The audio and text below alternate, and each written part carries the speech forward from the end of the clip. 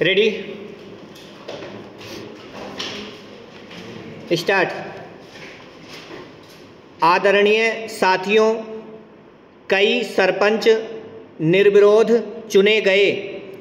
अनेक चुनाव के बाद जीतकर सरपंच बने ग्राम पंचायतों के सरपंच ही पंचायत समितियों के सदस्य बने एवं उनमें से प्रधान व उप प्रधान अप्रत्यक्ष रूप से निर्वाचित होते रहे।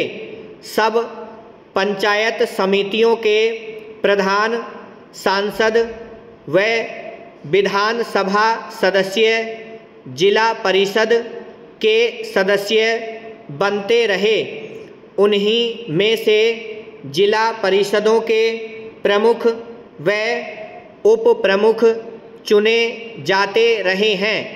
न केवल राजस्थान राज्य में ही अपितु देश के अधिकांश राज्यों में पंचायती राज व्यवस्था की स्थापना के आरंभ के वर्षों में इन संस्थाओं ने ग्रामीण विकास की दिशा में अच्छे परिणाम दिए, लेकिन कुछ वर्षों बाद किन्हीं कारणों की वजह से पंचायती राज संस्थाएं अपने सौंपे गए उत्तरदायित्व को सही ढंग से निष्पादित करने में असमर्थ दिखाई देने लगी, अर्थात ये संस्थाएं अपेक्षित परिणाम देने में असफल रहीं।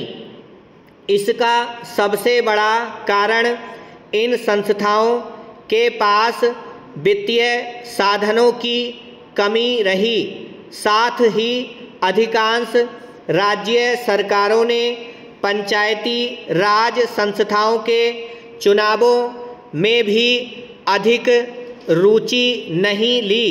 पंचायती राज संस्थाओं को अधिक गतिशील बनाने हेतु अशोक मेहता कमेटी ने सिफारिश की कि विकास कार्यक्रमों एवं योजनाओं को क्रियान्वित करने की जिम्मेदारी जिला परिषदों की हो।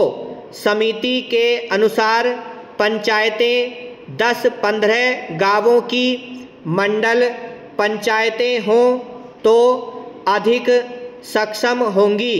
ये मंडल पंचायतें ग्रामीण विकास योजनाओं को क्रियान्वित करेंगी। साथ ही समिति ने पंचायती राज संस्थाओं के चुनाव मुख्य निर्वाचन अधिकारी से करवाने की सिफारिश भी की।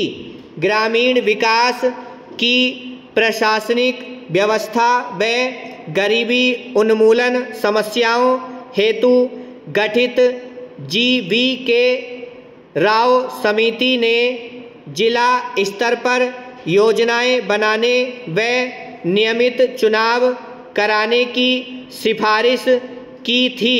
देश की पंचायत राज व्यवस्था को सुदृढ़ व पुनर्जीवित करने हेतु गठित डॉक्टर लक्ष्मीमल सिंघवी समिति कमेटी ने ग्राम पंचायतों को अतिरिक्त वित्तीय साधन देकर अधिक सक्षम बनाने पर बल दिया तथा साथ ही पंचायती राज संस्थाओं को संवैधानिक मान्यता दिए जाने पर भी विशेष बल दिया।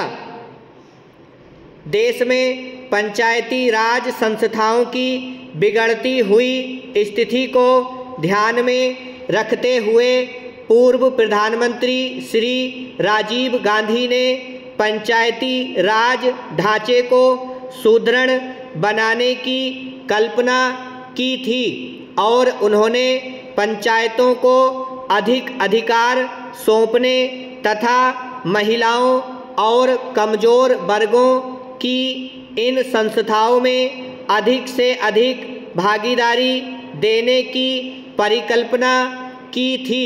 हमारे वर्तमान प्रधानमंत्री के प्रयासों से अब यह संभव हो पाया है कि इस संबंध में शुरू किए गए प्रयासों तथा राष्ट्रपिता महात्मा गांधी जी के ग्राम स्वराज्य के सपने को साकार बनाने की दृष्टि से संविधान में 73वीं संशोधन की कुछ महत्वपूर्ण बातों का जिक्र करना चाहूँगा।